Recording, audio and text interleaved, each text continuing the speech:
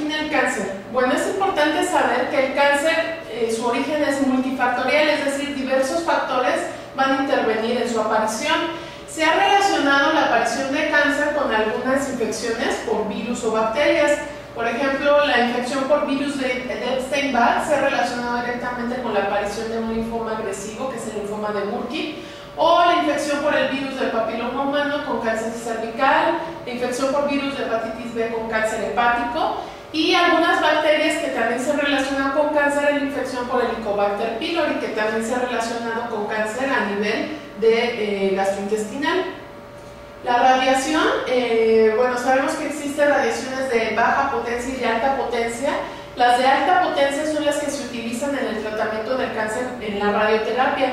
Pacientes que ya han recibido radioterapia previamente, o bueno, en algunos casos como históricos, como en la Segunda Guerra Mundial, con Chernobyl y bueno, Hiroshima y Nagasaki, posteriormente Chernobyl, se ha visto que estas personas que se expusieron a esta radiación de alta potencia aumenta su prevalencia de cáncer. Y algunas sustancias químicas que se relacionan a la aparición de cáncer, bueno, que se ha estudiado desde el siglo XIX es el tabaco. El tabaco contiene por lo menos 80 sustancias que se relacionan a la aparición del cáncer. Sin embargo, se han descrito muchísimas más, y algunas de estas son el arsénico, el benceno, entre muchas otras. Y se relaciona cáncer no solo pulmonar, sino gástrico, vejiga, incluso riñón.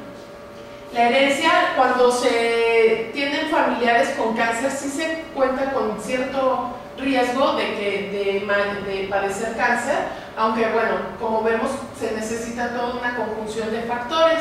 La dieta, por ejemplo, las dietas que son altas en carne y bajas en fibra, se ha relacionado con la aparición de cáncer a nivel del colon. Entonces, sí, algunos cánceres se relacionan directamente con la dieta, y bueno, las hormonas, como en el cáncer de mama. Ahora bien, a nivel genético o a nivel cromosómico, es importante saber que la célula, que ya definimos que es la unidad funcional y básica de la vida, va a tener un núcleo. Este a su vez va a tener en su interior pues, cromosomas, que son estos organelos, así se le llaman, que van a contener pues, toda la clave de la herencia y de la vida. Y esta va a estar contenida, esta información, en una molécula que se llama ácido desoxirribonucleico, descubierta desde 1953, y esta molécula de ácido desoxirribonucleico tiene la forma de una escalera que va a estar en espiral, y los escalones de esta escalera se les llaman bases químicas. Esta molécula de ADN va a tener a su vez secuencias o fragmentos que se les llaman genes. Entonces, una secuencia o un fragmento de ADN, o sea, el gen, es el que va a tener las instrucciones precisas de cómo construir un producto en específico, por ejemplo, una proteína, que a su vez va a tener la función, por ejemplo, de indicarle a otra célula que crezca, que se diferencie o ejercer alguna otra función. Entonces, bueno, todos los factores que mencionamos, por ejemplo, las sustancias químicas, los virus, la radiación, van a tener o van a ejercer un efecto a nivel genético, o sea, van a alterar estos fragmentos de ADN. Por ejemplo, las sustancias químicas y la radiación van a dañar directamente a los genes. Los virus, por su parte, van a introducir su propio material genético a la célula que infectan, y así hacen que las proteínas y todo lo que codifica esa célula resulte alterado, y la herencia pues va a transmitir estas alteraciones a nivel genético. Ahora bien, ¿cómo se da este daño a nivel genético? Tenemos aquí la molécula de ADN y un fragmento de esta molécula que es el gen, con sus escalones, que son las bases químicas. Puede ser que se dé una mutación, o sea, un cambio solo en un escalón o en una base individual. Por ejemplo, aquí en lugar de tener timina se tiene guanina. Entonces, este solo cambio pues ya condiciona una mutación. Puede ser que se agreguen escalones a este fragmento de la escalera, o bien que haya supresiones, es decir, que se pierdan escalones o bases químicas de este gen. Entonces, estas mutaciones o estos cambios genéticos van a dar a su vez algunas alteraciones que van a condicionar la aparición del cáncer. De los genes que se han visto directamente involucrados en la aparición del cáncer son principalmente 3. Primero que nada, bueno, tenemos a los protoncogenes. Los protoncogenes son genes normales que van a ser encargados o que contienen la información para producir factores de crecimiento, receptores, enzimas o factores de transcripción. Todos estos factores o proteínas están encargadas pues para el crecimiento, para la diferenciación o para la función de las células de forma normal. Cuando existe una mutación por cualquiera de los mecanismos que ya mencionamos, estos protoncogenes van a cambiar a oncogenes, y estos oncogenes, su presencia o su exceso de actividad van a condicionar que todo lo que normalmente hacen los protoncogenes se haga en exceso. Entonces se van a producir proteínas que estimulen en exceso la división y el crecimiento. De ahí el término de oncogen. Ahora bien, los otros genes que también están involucrados en el cáncer son los genes supresores de tumores. Normalmente también estos genes existen en nuestro genoma y precisamente como su nombre lo dice, son los encargados de limitar esta división y crecimiento excesivos. Cuando estos genes supresores de cáncer faltan o están inactivados por alguna mutación, condicionan que se pierdan estas proteínas que limitan la división y crecimiento y pues se origina el cáncer. De estos genes, el que se ha estudiado más y el que está directamente involucrado con esta función es el P53. Este gen controla la apoptosis, es decir, la muerte celular programada. Cuando se activa, este gen le indica a la célula que es tiempo de morir.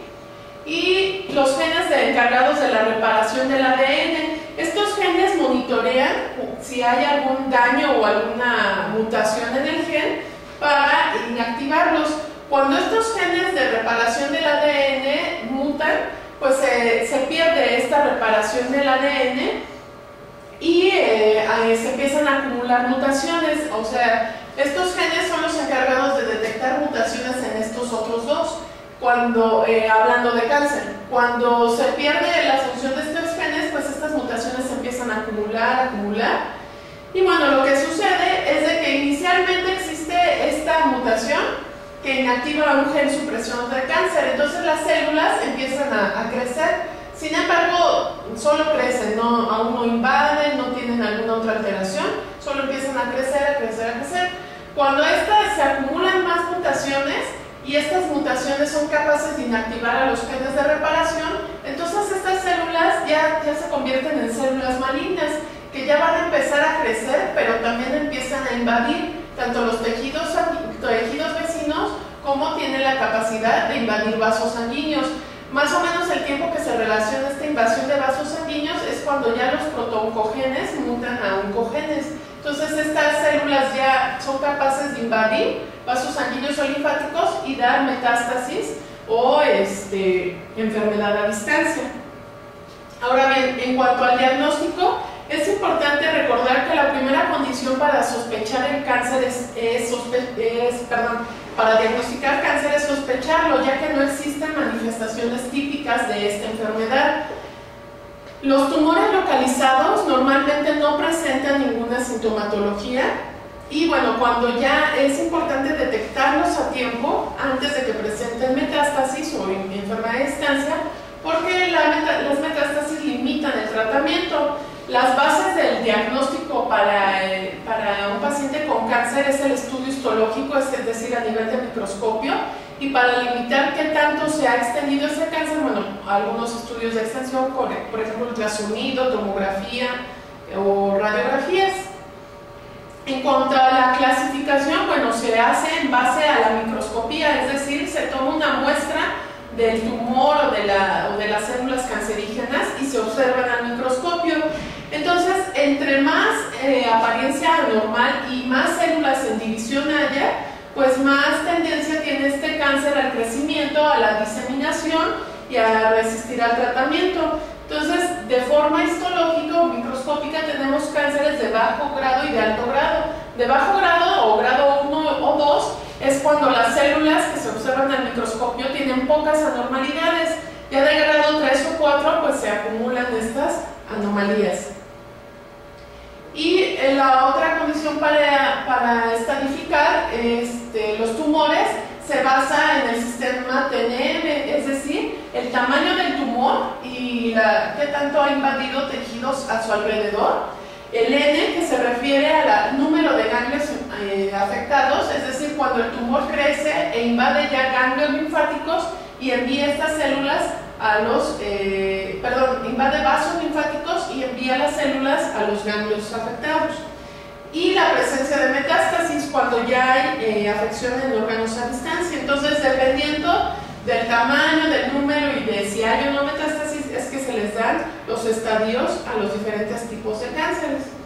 Ahora bien, cáncer primario se refiere al cáncer que se origina de un tipo de células y se puede detectar en alguna metástasis. Por ejemplo, cuando tenemos un paciente con una lesión a nivel de pulmón, se le toma una biopsia y se encuentra que las células que están en ese nódulo o en esa masa que se encontró en el tumor son iguales a las del tejido de mama, sería una metástasis con primario de mama. Entonces, el tumor primario sería un tumor primario de mama.